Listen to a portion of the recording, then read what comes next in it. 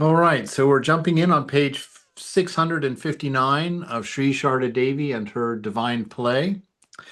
And we are starting the section, I incarnate in every age. So, all right. And let me go ahead and mute everyone. And if you need to unmute or for any reason, whatever reason you have, if it's good enough for you, it's good enough for me. I just want to hear you. All right, so 659, I incarnate in every age. Krishna declared in the Gita that God incarnates in every age. In the Gospel of Sri Ramakrishna, in some places, Ramakrishna gave distinct hints about his reappearance. And in other places, he was even more indirect.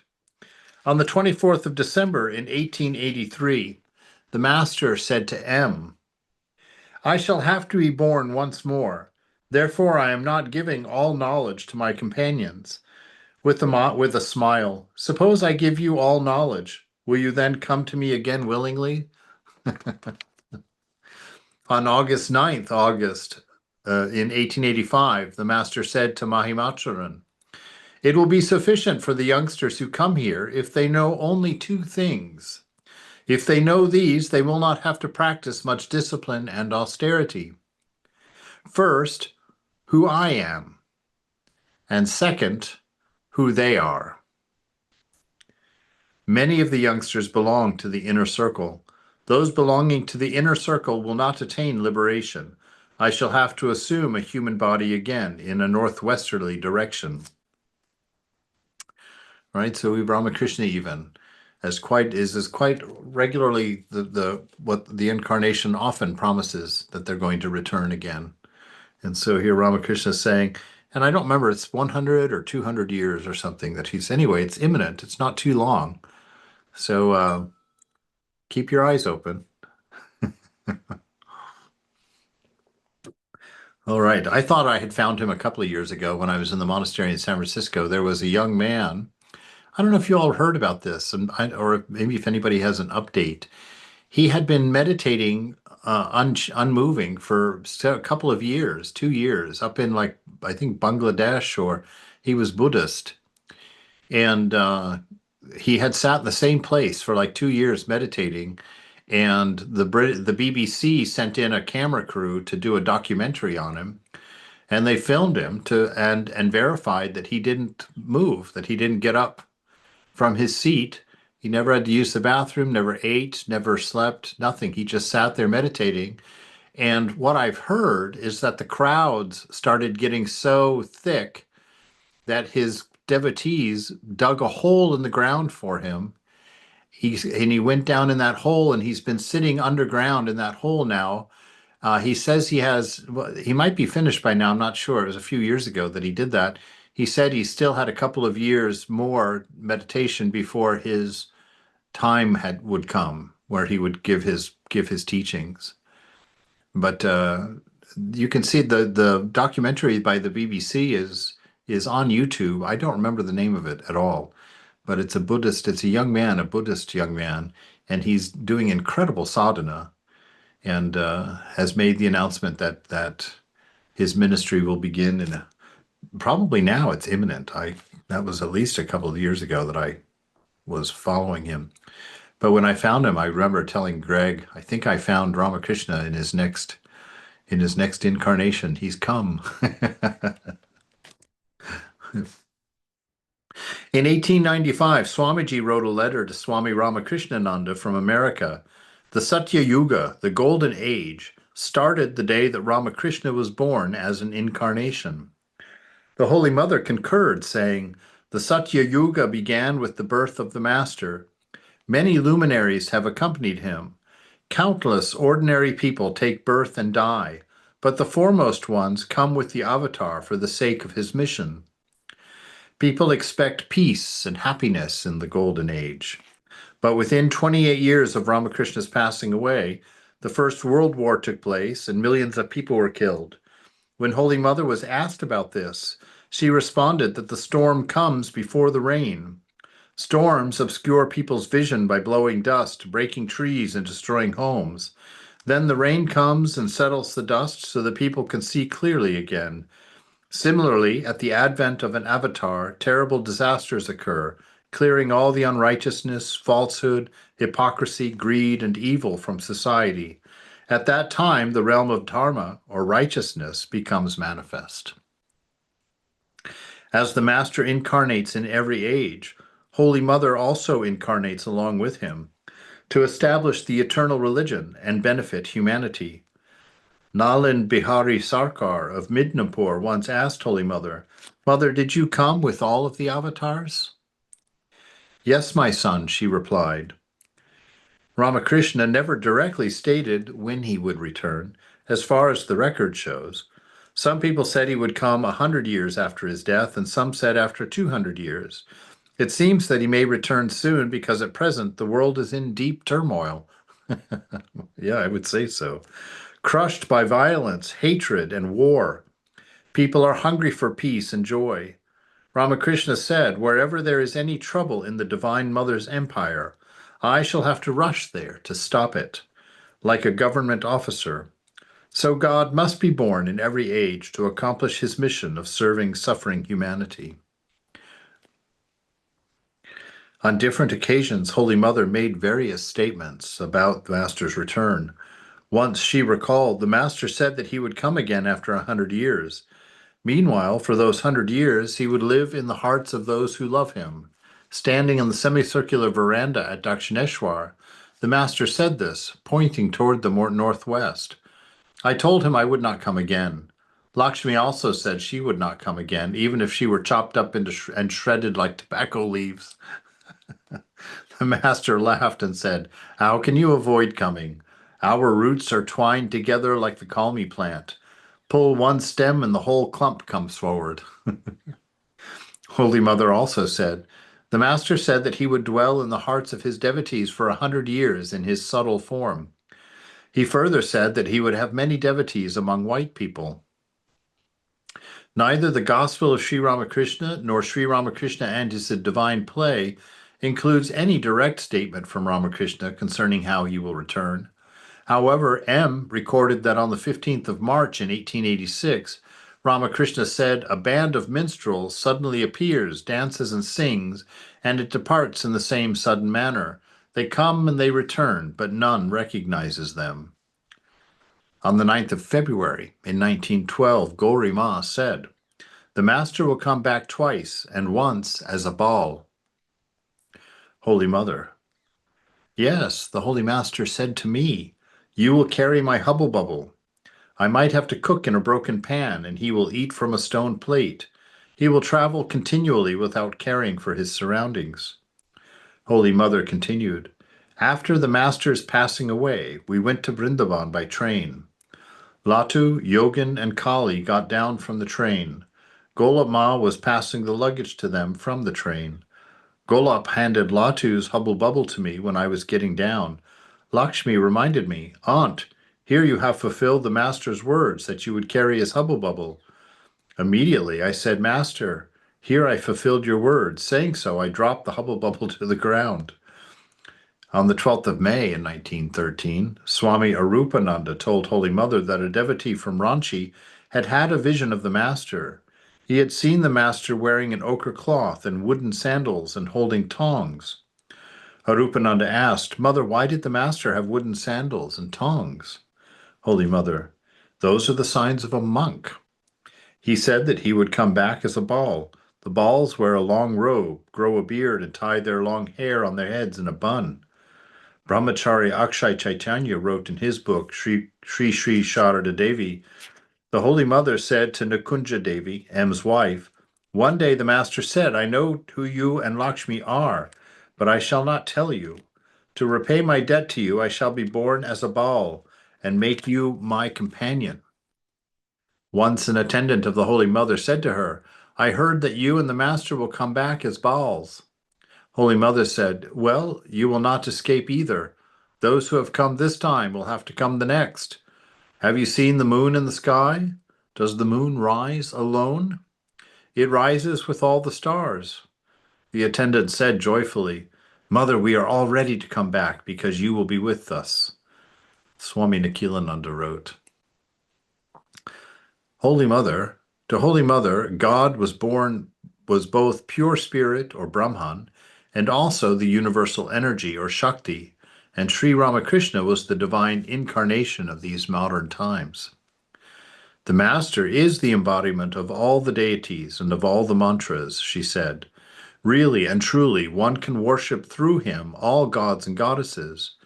And she continued, Sri Ramakrishna assumed this human body to remove the sufferings and sorrows of others. He moved about in disguise as a king walks through his capital. The moment he became known, he disappeared. On another occasion, Holy Mother said, He who has prayed to the Master even once has nothing to fear. By praying to him constantly, one obtains ecstatic love through his grace. This love is the essence of spiritual life. The Master used to say to his devotees, I have made the mold, now you may cast the image. To cast the image means to meditate on the Master, to think of the various incidents of his life, contemplate the great sufferings the Master had to undergo because of taking upon himself the results of bad karma done by others, and then you will find that your body and mind have been purified. Your grief and misery will disappear if you only remember how the Master, though divinity itself, suffered for the sake of others, and yet did not miss even for one moment the ecstatic joy he experienced from the contemplation of the Divine Mother. Thus, she advised her disciples to meditate on Sri Ramakrishna and to repeat his name. Through his grace, every desire of the seeker will be fulfilled. Those who pray to him, the Mother taught, will never suffer from want of food or other physical privations, and will also easily gain love and knowledge of Brahman. So through his grace, every desire of the seeker would be fulfilled. Does that mean everybody gets their Mercedes and their fish tank? No. It means you get your divine nature revealed to you, the knowing that by which everything is satisfied. Indeed, that's very encouraging. Some very wonderful things said in there. That if you meditate on the Master and think of the incidents of his life, that your mind will be purified. Your grief and misery will disappear if you only remember how the Master, though divinity itself, suffered for the sake of others. Right? It's a very interesting parallel to the stories of Jesus in there.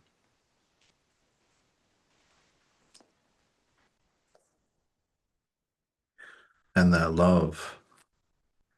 By praying to him constantly, one obtains ecstatic love through his grace. This love is the essence of spiritual practice. All right, so this ecstatic love, this love that passes understanding, that's the essence of your practice, right? So this is why. Holy Mother witnessed the Master's divine play. She knew how he had practiced his superhuman sadhanas and was fully aware of his divine mission in this world. In 1919, after Durga Puja, Keshavananda came to Jairambati from Kualpara to pay his respects to Holy Mother. In the course of their conversation, Keshavananda asked her, Mother, was it for the establishment of the harmony of religions that the Master came this time? Holy Mother replied, Look, my son, it never occurred to me that the Master practiced all religions with the intention of preaching the harmony of religions. He was always absorbed in God consciousness. The way the Christians, Muslims, and Vaishnavas practice spiritual disciplines and realize God, the Master also practiced those paths in the same way, and thus he enjoyed the divine play of God in various ways. He was completely oblivious of how days and nights would pass. But you see, my son, in this present age, he set the ideal of renunciation. How many people recognized him as God? People were attracted to his renunciation. Only a few in his inner circle realized him as God. Has anyone ever witnessed such a natural renunciation? What you have mentioned about the harmony of religions is also true. In every incarnation, a particular ideal is emphasized, and the other ideals remain dormant. Right? So she said that Ramakrishna came really because of for his renunciation, and that's what many people said about him. They had never seen such a level of renunciation before. You know, that he just it was God and God alone for him in every way. If it was something he was doing, somewhere he was going, something he was teaching, it was always, always, always the divine beloved, his mother, his divine mother. Such a sweetness. Nothing would get in his way. Holy Mother's advice to monks. Ramakrishna was monk, and Holy Mother lived like a nun, although she took no formal vows. So we've already mentioned this a couple of times today and in the past. I mean, Ramakrishna and Holy Mother, very interestingly, are supporting and demonstrating both paths to God, really showing how even how in their lives, even monasticism and householderism were unified. That they lived as both. They had a celibate marriage and were devoted to each other's practice and devoted to each other's realization and endeavored to help each other forward. And Ramakrishna asked Holy Mother right at the very beginning of their marriage, she said he asked her, he says, "Have you come to tear me down or to build me up? Are you here to help us in our spiritual attainment or to distract?" And she made her vow that she would be there to support. And of course, that was both his practice and her own practice. And they just gave, he was constantly teaching her and training her and telling her, preparing her, because he said, when I leave, it's up to you. You're going to start the order and you're going to oversee the first few years of this movement. And, he trained her especially for it. And that's how, that she had such a broad mind, not just because of his training, obviously, she was the Divine Mother after all, but his dedication to her practice was just as firm as her dedication to his practice, and helping each other forward. And so it's another thing to learn from them. If you're a householder, that the perfect marriage would look like theirs, where they were there fully to support each other. They were both, surrendered, had the other person's needs above and beyond their own, and and you see that. You see how Mother completely supported his practice and how he also completely supported or facilitated her growth and service in that practice to the point where she was then able to take things over and to carry on. And so the first years of the monastery of the Ramakrishna order, Holy Mother was pretty much in charge. The monks uh, didn't do anything for the um, without her permission. And Vivekananda, before he came to the United States, went to get Holy Mother's permission. You know. Maharaj, I have a question. Yes. Okay. Um, so you mentioned, how love being, most important in our spiritual practice. So for beginners like me, there are days when the mind doesn't feel that kind of, although we're committed to the goal. Um, so what can we do to bring more of that feeling into our daily practice, especially when we hit more of a dry spell, or when it feels a little mundane. Yes. Well, there's several ways to do it. One is to know that the state of the mind is not an indicator of reality. The mind will feel all different kinds of things, and it means nothing about where God is or how you're doing or anything like that. That's just the condition of mind. That has nothing to do with you, actually. The contents of your mind have nothing to do with you. So that's one thing to remember. And in that, understand, I like to look at Satchitananda as when I'm in that kind of dry spell. And I remember each of those little things, that God is love. He's an unconditioned love. And so I remind myself the fact that I can express love and feel love is an indicator that God and I are one. And so he is here because I can feel that love, of toward anybody and from anybody, but in particular toward him, because only his love is without condition. And so I'll sit for a moment and remember that that is my evidence that God has not left me, is not separate from me. And then I'll just sit and contemplate unconditioned love for a moment and make sure that I understand it's unconditioned. It doesn't mean that means that it doesn't matter how I'm doing, that I am in direct relationship with God, period. It's not conditioned. It's not based on my performance. It's not based on my anything, right? And so I sit to remember that. And then God is wisdom, right? And so I sit there, or intelligence. So I sit there and I remind myself the fact that I can learn, the fact that I can see my mistakes and do better is my handwritten letter from the beloved that he is with me. And so I sit and I remember that. And then I'll read a scripture or two and take that as my evidence. I understand that. I'm inspired by that. I know that God is with me and will bring me there. And then I contemplate existence. What is it? How do I know that I exist? And actually thinking about existence, and the way that I think that one thinks about existence is just to open up to the experience completely, which means to feel all parts of your body at the same time. Open all of your senses up and feel them all simultaneously as far as you can feel them. And just sit there and keep opening, and you'll become overwhelmed with the wonder of being. What a mystery this is. What a beautiful mystery this is. And by just sitting in that awareness of your awareness, that awareness of being, to know that that also is direct evidence. God is existence itself. And so the fact that you exist means that you're wearing his jacket. You've borrowed that existence from him. And existence is obviously something he can't give away, because if he gave his existence away, we'd be in trouble. So it's a thing that he shares. And so when you're struggling, remember that means nothing. That is not an indicator of reality.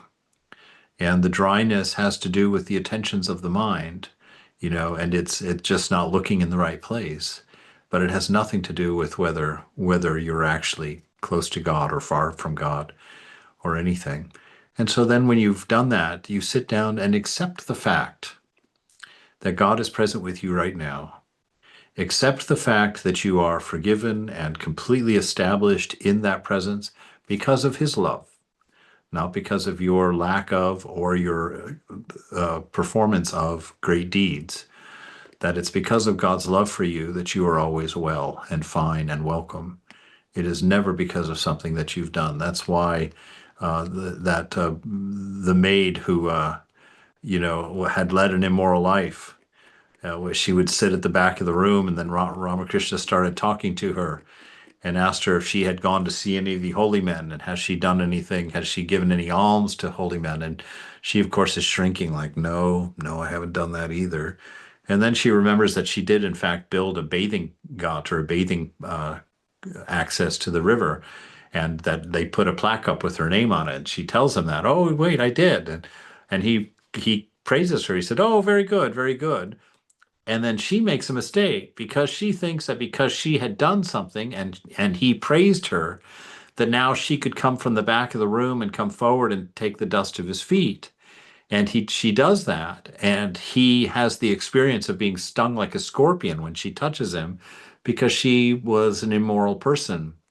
And so he jumps up and has to run across the room and just starts pouring Ganges water out of a big pot onto his feet. And of course, it's the scripture says that she sits there as if struck dead. She is so mortally embarrassed.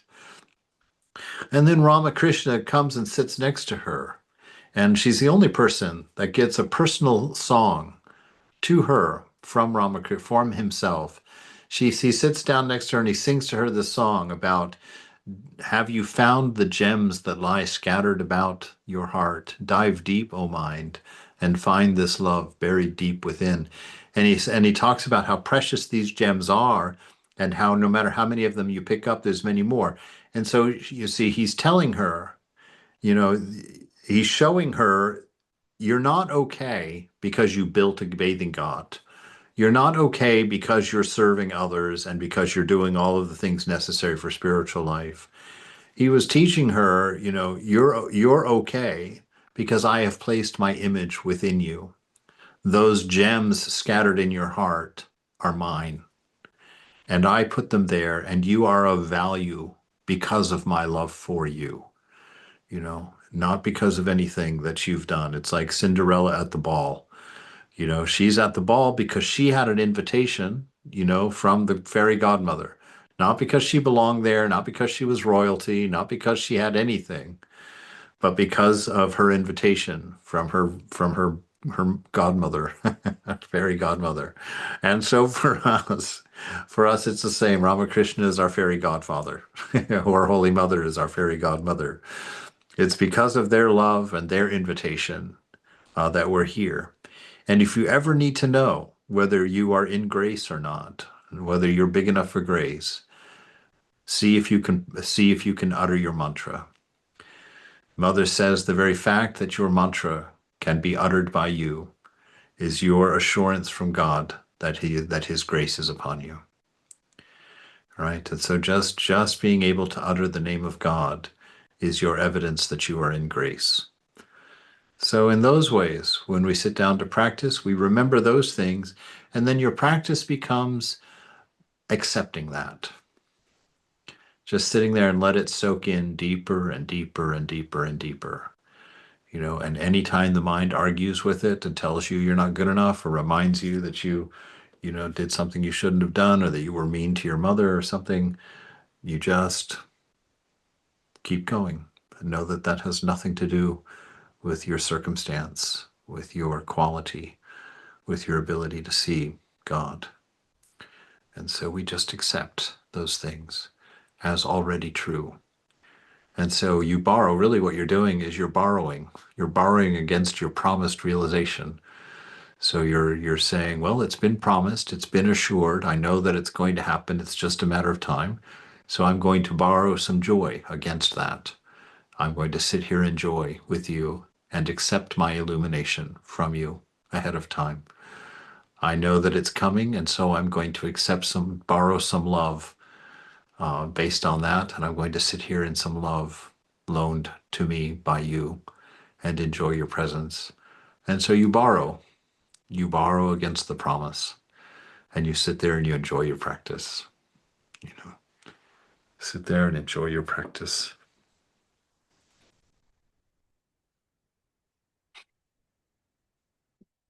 All right. Mother's advice to monks.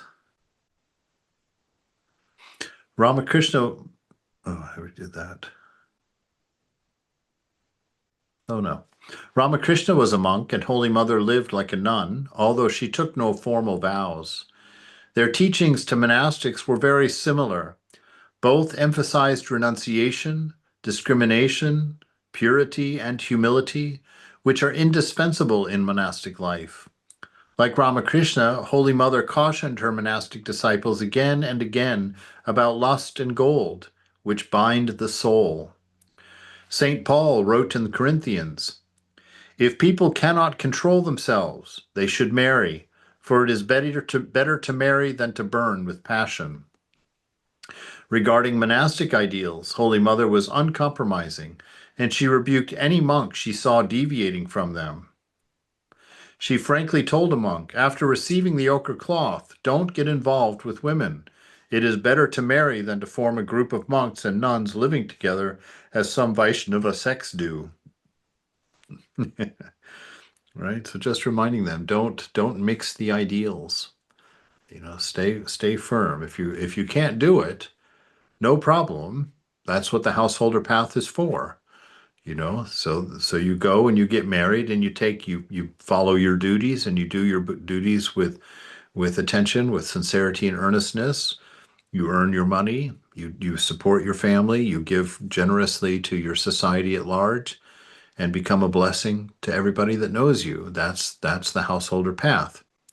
And you can do that while having a wife and a couple of kids or more, however many, whatever, and enjoy life, enjoy God that way. But always knowing that everything that you have is borrowed. There are no owners in this world. There are only renters, no matter what your mortgage company is telling you.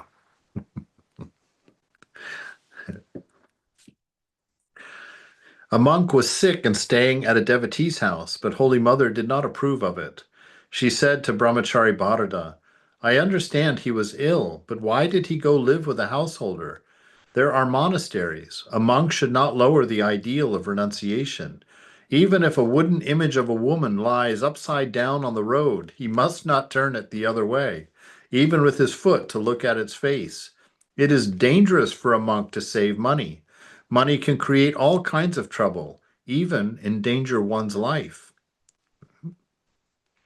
To Brahmachari Ashok, who inherited a lot of money, Holy Mother said, had your father not left any money for your mother, I would have asked you to earn money and to look for her comfort. Through the grace of the Master, that obstacle has been removed. Just see that the money left at her disposal is not wasted. Make some arrangements for it and look after her as much as you can. Is this a small advantage for you? One cannot earn money in strictly honest ways. Money always taints the mind. For this reason, I ask you to settle the financial affairs of your mother as soon as possible. Such is the fascination for money that if you involve yourself too much with it, you will feel attracted to it. You may think you are above money and that you will never feel any attraction for it because you have renounced it. You may further think that any moment you can leave it behind. No, my child, never harbor this thought in your mind. Through a tiny little loophole, the thought of money will enter your mind and then strangle you gradually, quite undetected. You will never know it, especially as you are from Calcutta. You know how money can draw people into reckless ways of living. Settle your mother's affairs as soon as possible and then run away from Calcutta. The master could never bear to touch money. You are all out in the world, taking his name on your lips. Always remember his words. Money is the root of all disasters you see in the world. Money may lure one's mind into other temptations. Beware. It is said that Brahmachari Ashok did not obey his guru and eventually did leave the order. So, yeah, it was interesting. I heard that during sannyas, I'd heard a story of a monk that had gotten quite rebellious toward toward Bellarmine and was being a little sassy towards some of the senior monks. And the senior monks, one of the senior monks said he must have he must have gotten some money somewhere for that attitude to have developed into him. So they went and they checked and found out that yes, indeed, he had gotten a lot of money, all through honest means. It had all come through diksha or bhiksha, just people giving it to him. But he had gone to every bandara that he could possibly go to and had accumulated like a lack of rupees. I mean, a large amount. He had a large amount of money. And when they found that, they scolded him and said, see, you've almost lost your monasticism because of this secrecy. All right. So they scolded him and he became an example for us. For, for when we were for the band of new monks who were just taking sannyas, to say, Um, don't. Yes? it was interesting in the beginning of that. It said, it's impossible to earn money without accumulating sin, something like that. Oh no, he says that it's almost impossible to earn money in an entirely honest way. Yeah, I was thinking during COVID, everybody was working from home, and many people were fudging, you know. Yes. Yeah, there are a few great cases where some I know some software engineers went and hired folks in other countries to do their job for them and were paying them like a third of their salary and doing nothing but turning in their work, those people's work for their work. and that happened during the COVID. So And yeah, it's no, an interesting comment. yeah, and it is because money is so ordinary to us because it's everywhere. You don't realize how much it captures your mind. When I really saw this when I was out, having to depend on mother's direct support out there, and money came, and it came very generously. And when it began to accumulate, I could feel it inside. And even when it came back to time for me to come back to the monastery, there was a moment there where I paused and hesitated because I was like, well, I'm supported here fully. I don't need to go back to the monastery, and I saw the temptation even then. I was like, oof, look at that. There it is. So money is something we have to be cautious of. We shouldn't be afraid of it, but be cautious and be aware that it should be used for your support, yes, but it shouldn't be used just for enjoyment, right? It should that if you have enough, you should have enough money for you and your family, and then if you've got more than that, then it's your spiritual organization you're a part of, and then your neighbors and your children and their friends and their families. And if you've got still more available, then it's to society at large. Society at large depends on you to support it. And so you're welcome to make as much money as you want, or as much money as you get. The amount of it isn't what's important.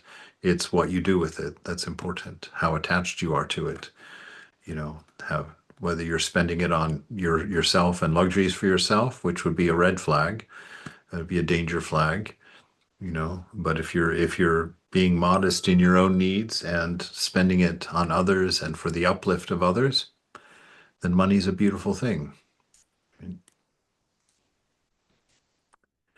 All right. How are we doing on time here? Oh, good. Holy Mother's advice to householders. All right, so here we go. Holy Mother did not give discourses to householders. Instead, she demonstrated the ideal householder's life. Now, didn't we that's one of the things we figured out in reading this book. That it's Mother's not giving discourses on spiritual life. She's not laying out philosophical tomes. She's living it. And to learn about spiritual life, when you read Mother, you have to look at it. You have to be looking for examples because that's how she taught. You have to look at the way she lived. She doesn't often give uh, scriptural references or teachings or philosophical meanderings about life and spiritual life. You just watch her, and she's serving all the time, constantly scanning her circle of friends and influence for people that are sick, that need medicine, children that need attention, widows who, need help. She's always, always, always doing it. And I love this next sentence. Her life was her message. I think that's the highest thing you could ever say about a person. Their life was their message. They were so earnest and so sincere, so authentic that what they said, what they did, and what they thought were always the same, always in harmony. Her life was her message. However, the following are some examples of Holy Mother's advice to householders. The aim of life is to realize God and to remain immersed in contemplation of Him. All right, there's one sentence that can change your life.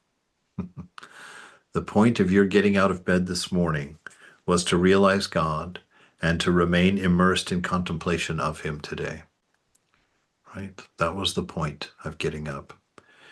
And so we wake up with that understanding. It'd be a great thing to read this sentence when you get up in the morning.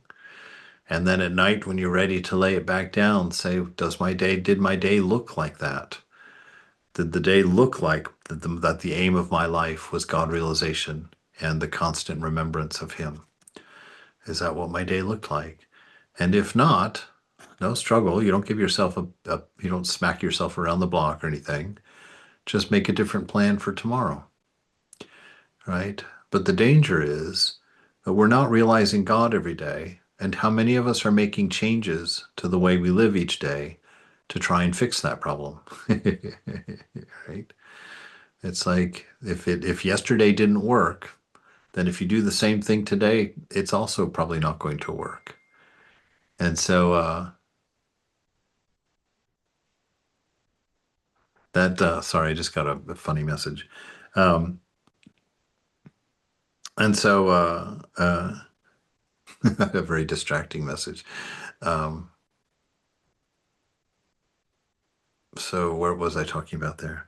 Oh, so we should try new things, you know, slowly build your spiritual life a little bit more, a little bit more as you're inspired. Don't force or push or break anything, but open to your inspiration. The more you dig into it with sincerity and earnestness, that's the thing. You know, when you sit there saying the name, just remember, if you just try, feel the difference when you're paying full attention and you're saying that mantra with full attention and full awareness of the presence, you'll see that it hits you significantly differently than if you're just sitting there quickly bouncing off the beads, you know, boom, boom, boom, boom, boom, boom, boom, boom, boom.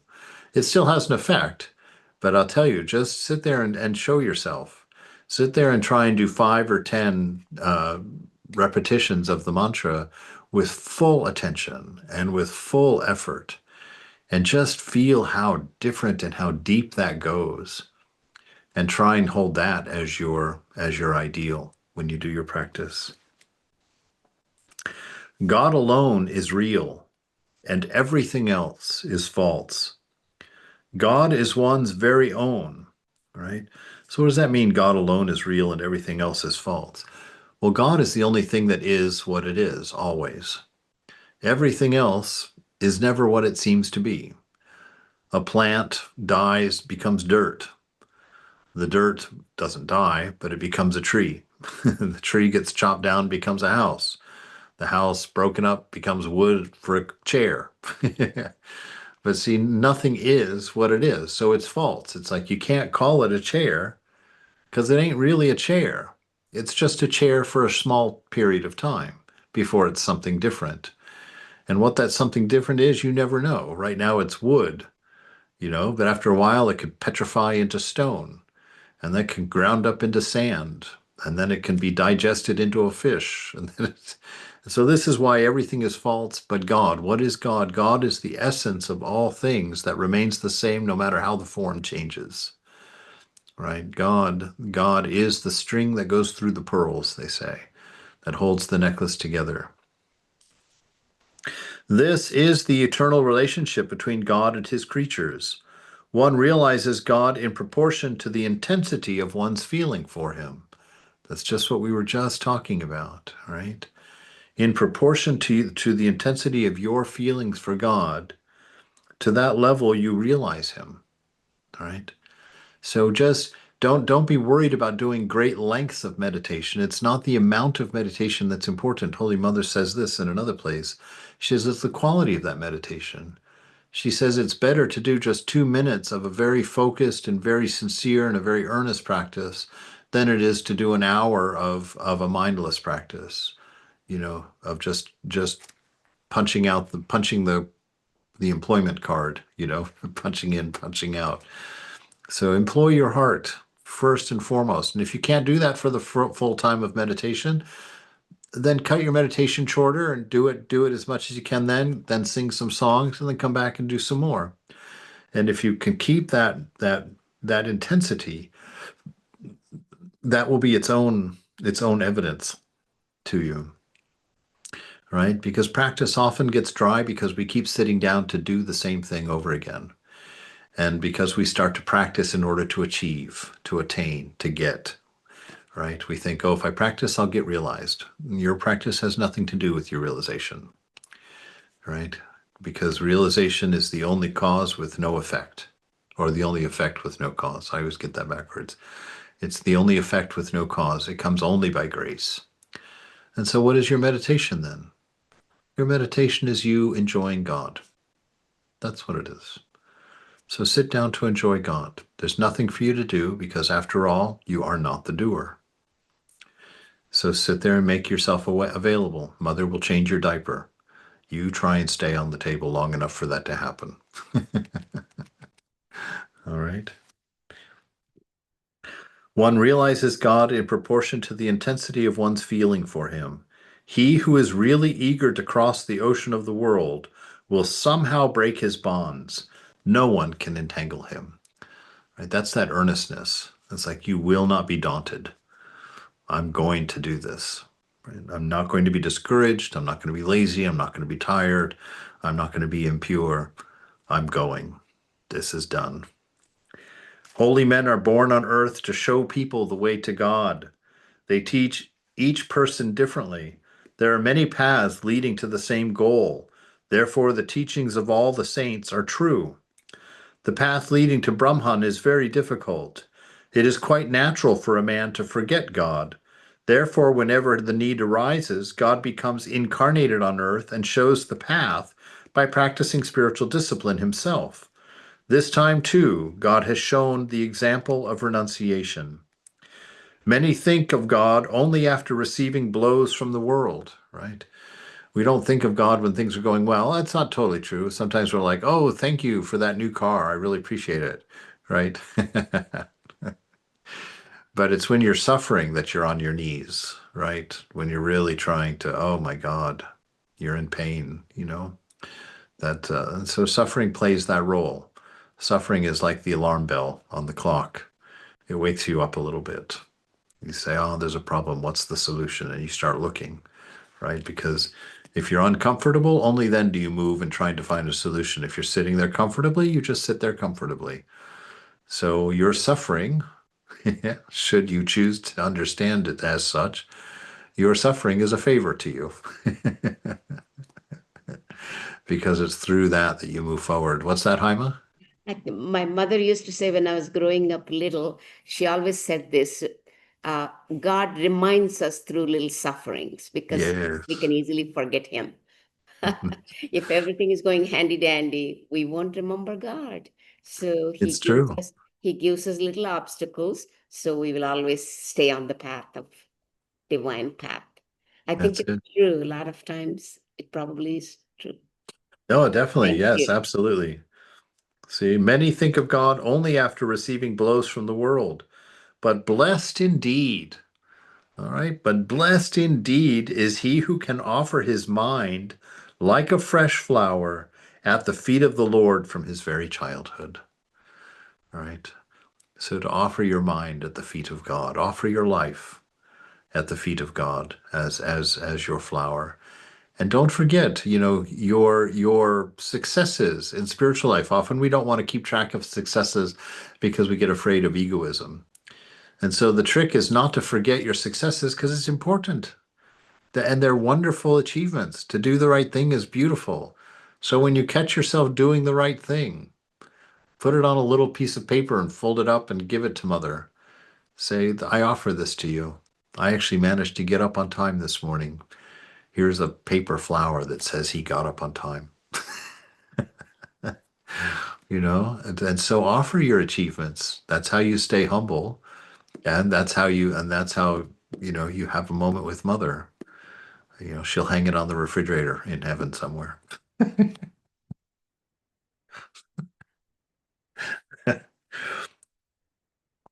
One should practice renunciation in youth, right? When you're old, well, first, what do you have to renounce? Your body's renouncing you. So renounce in youth, renounce when you have things to renounce. And if you don't have anything to renounce, don't renounce. Go out there and work. Get That's what Thakur says. He says, what is this? You come to God without anything to give. Go get something to give and then come back, right? It's like discipline yourself, strengthen yourself, make yourself, you know, invest in yourself. That's what your practice is. You know, it's investment in the temple, investment in the body, the temple of the body, to produce that holy atmosphere within you so that you don't have to depend on other outside temples to find your atmosphere, to find your peace and your bliss. Nonsense. The original temple is your body. And your life in your body is your experience of the atmosphere of a holy place. And so invest in your practice so that your temple becomes a holy place, so that your inner spirit, your inner mood, it has the silence and holiness and depth of a temple. That's the goal. that you carry your temple with you everywhere that you are, and your worship is going on the shrine of the heart always. And everything that's being done, everything that's being listened to, being seen, being smelled, being tasted, being touched, all of those, if you can do it consciously, are your offerings to your beloved. Everything. So you turn on your favorite music and you just sit there just by yourself listening to your favorite music, enjoying it. You're listening to your favorite music and watching Mother enjoy it. Isn't that great? Listen to this part, Ma. This is the best part. Oh my God, this is so beautiful. I love this part, Ma. You know, and you share it with her and you watch her enjoy it, and then bring your joy to the fact that you can share it and are enjoying it. And living life like that becomes selfless, becomes sweet and fulfilling. So one should practice renunciation in youth. In old age, the body deteriorates and loses its strength. All right. The mind does not possess vigor. Is it possible to do anything then? Today the human body is, and tomorrow it is not. Even the shortest span of life is beset with pain and misery. He who is able to renounce all for God's sake is a living God. It is the body that changes. The Atman always remains the same. Lust and gold must be renounced. The master used to say, I can cover the whole village of Kamarpukur with gold, but what good will that do? Everything is illusory. Husband, wife, even this body. These are the great shackles of Maya. Unless you can free yourself from these shackles, you will never be able to cross to the other shore. Attachment to the body, this identification of the self with the body, must go. What is this body after all, my child? It is nothing but 3 pounds of ashes when it is cremated. However strong or beautiful this body may be, it ends up in those 3 pounds of ashes. Yet people are attached to it. What Maya. All right, we'll stop there for today.